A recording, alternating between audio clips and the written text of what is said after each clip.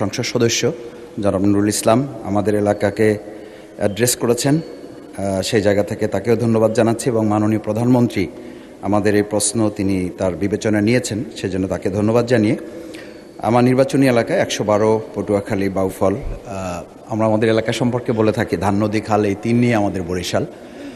নদীবেষ্টিত এই জায়গা সম্পর্কে যে এখানে উপকূলীয় বিষয়ক মন্ত্রণালয়ের যে বিশেষ বিবেচনা নেওয়া হয়েছে, এই দক্ষিণ অঞ্চলের উপকূলীয় জেলা পটুয়াখালীর বাউফল আমাদের একটি অত্যন্ত নদীবেষ্টিত জায়গা, যেখানে তেঁতুলিয়া এবং লোহালিয়া নদীর তীরবর্তী প্রায় 60টা ইউনিয়ন, তার মধ্যে 4টা ইউনিয়ন অত্যন্ত ভয়াবহ নদী ভাঙনে বিপর্যস্ত। উপজেলার নাজিরপুর, কালাইয়া, চন্দ্রদ্বীপ, কেশবপুর, ধুলিয়া, এদিকে কাশিপাড়া সহ নদীগর্ভে প্রায় এগুলো বিলীন হওয়ার পথে, প্রতিনিয়ত মানবিক, সামাজিক এবং অর্থনৈতিকভাবে বিপর্যস্ত হয়ে যাচ্ছে। নদী ভাঙনের ফলে আমাদের কবরস্থান সহ মসজিদ, মাদ্রাসা, স্কুল, মন্দির এগুলো আমাদের ভাঙনে বড় বড় অঞ্চলগুলো ইতিমধ্যে চলে গেছে। মানবতার জীবনযাপন করছে তারা, হাজার হাজার হেক্টর ফসলি জমি যা ইতিমধ্যে নদীর গর্ভে চলে গেছে। স্থানীয় কৃষক এবং দিনমজুর যারা জীবন জীবিকায় ভয়াবহ প্রভাব ফেলছে মাননীয় স্পিকার, সে জায়গায় আমরা বিশেষভাবে লক্ষ্য করছি যে আমাদের কয়েকটি প্রতিষ্ঠান সহ শিক্ষার্থীদের স্কুলে ছুটে যাওয়ার হার এখন কমে যাচ্ছে। কমিউনিটি হাসপাতাল, স্থানীয় বাজার, এমনকি মানুষের শেষ চিহ্ন কবরও নদীতে বিলীন হয়ে গেছে। গ্রামীণ কাঁচা রাস্তা, কাঁচা পাকা রাস্তা, ভেরিবাঁধ, ওয়াবদা সহ যোগাযোগের অসংখ্য নদী সড়কগুলো নদী ভাঙনের ফলে বিচ্ছিন্ন হয়ে আছে। বিশেষ করে নাজিরপুর, কচুয়া, ডালিমা, নিমদি, তাঁতেরকাঠি এলাকার 7 কিলোমিটার এলাকা একেবারেই ঝুঁকিপূর্ণ অবস্থায় রয়েছে। মাননীয় সদস্য, আমি শেষ যে অনেক ব্যাপক একটা স্ট্রেট সংক্ষিপ্ত প্রশ্ন করুন। যে সিসি ব্লক এবং র্যাপের মাধ্যমে এই জায়গাটাকে আমাদের যে প্রকল্প এখানে নেওয়া হয়েছে উপকূল বিষয়ক মন্ত্রণালয়ের আওতায় নিয়ে এসে এই সমস্যাগুলোর সমাধানে মাননীয় প্রধানমন্ত্রী তার জায়গা থেকে উদ্যোগ গ্রহণ করবেন কিনা এ বিষয়ে আপনাদের কাছে মাননীয় স্পিকার আপনার মাধ্যমে বিনয়ের সাথে জানতে চাচ্ছি। মাননীয় প্রধানমন্ত্রী। ধন্যবাদ মাননীয় স্পিকার, ধন্যবাদ মাননীয় সংসদ সদস্য আপনার একটি গুরুত্বপূর্ণ প্রশ্নের জন্য।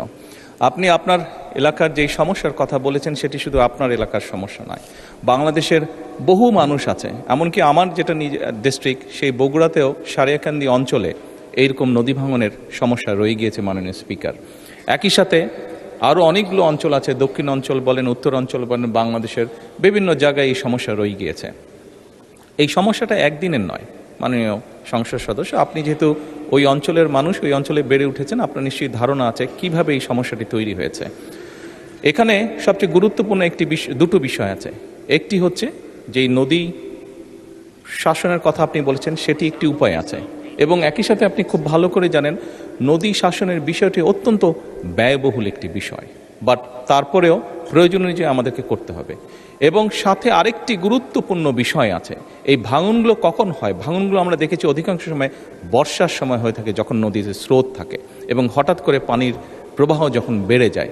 এবং সেই জন্যই মাননীয় সংসদ সদস্য আপনি নিশ্চয়ই অবগত আছেন, আপনার ধারণা আছে, না দেখে থাকলেও ধারণা আছে, শহীদ রাষ্ট্রপতি জিয়াউর রহমান এই সমস্যাটিকে সমাধানের জন্য খাল খনন কর্মসূচি শুরু করেছিলেন ওনার শাসনের সময়।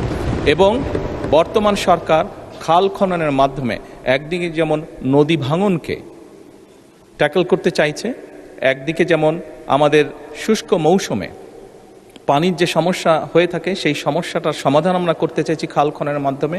ঠিক একইভাবে আপনার নিশ্চয়ই ধারণা আছে, যেহেতু গ্রাম অঞ্চলে আপনি বেড়ে উঠেছেন, অনেক সময় এমন অনেক জায়গা আছে যেখানে বর্ষাকালেও কৃষক পানি পায় না, বর্ষার সময়ও তাকে পানির জন্য কষ্ট করতে হয়। সেই জন্য আমাদের সেচ সুবিধা দেওয়ার জন্য খাল খনন একটি অত্যন্ত জরুরি প্রকল্প। আপনার নিশ্চয়ই আরেকটি ধারণা আছে, বিশেষ করে ঢাকা শহরে এই সমস্যাটি আছে, এবং গ্রাম অঞ্চলেও যেখানে চাষবাস খুব বেশি হয়ে থাকে সেখানেও এই সমস্যাটি ধীরে ধীরে দেখা যাচ্ছে। সেটা হচ্ছে যে আমাদের ভূগর্ভস্থ যে পানি আছে সেটির স্তর ধীরে ধীরে নিচে নেমে যাচ্ছে। এই সবগুলো বিষয়কে যদি আমরা অ্যাড্রেস করতে চাই তাহলে অবশ্যই নদী শাসন যেমন একটি প্রয়োজন নদী ভাঙনকে রোধ করার জন্য, ঠিক নদীতে যখন পানির প্রবাহ বেড়ে যায়, স্রোত বেড়ে যায়, যার কারণে নদী ভাঙন হয়ে থাকে, সেই স্রোতটিকে যাতে আমরা মোটামুটি কন্ট্রোলে আনতে পারি, সেই পানিটিকে যাতে আমরা পানিতে যেটা হঠাৎ করে পানি বেড়ে যায় বর্ষার সময় সেটিকে যাতে আমরা ঠিকভাবে সারা দেশে ছড়িয়ে দিতে পারি, সেই জন্য খাল খনন কর্মসূচিটা অত্যন্ত গুরুত্বপূর্ণ। সেই জন্য মাননীয় সংসদ সদস্য, মাননীয় স্পিকার, আমরা নদী শাসনের ব্যাপারে যেরকম আমরা উদ্যোগ গ্রহণ করছি সরকারের পক্ষ থেকে। একইভাবে সামগ্রিকভাবে এই সমস্যাটিকে কম খরচে, যেহেতু বাংলাদেশের জন্য ব্যয়বহুল বিষয় নদী শাসনটিকে কম খরচের জন্য সবচেয়ে বেশি আমাদের জন্য সহজ হচ্ছে খাল খনন, সেটির উপর আমরা গুরুত্ব আরোপ করছি। মাননীয় স্পিকার, ধন্যবাদ।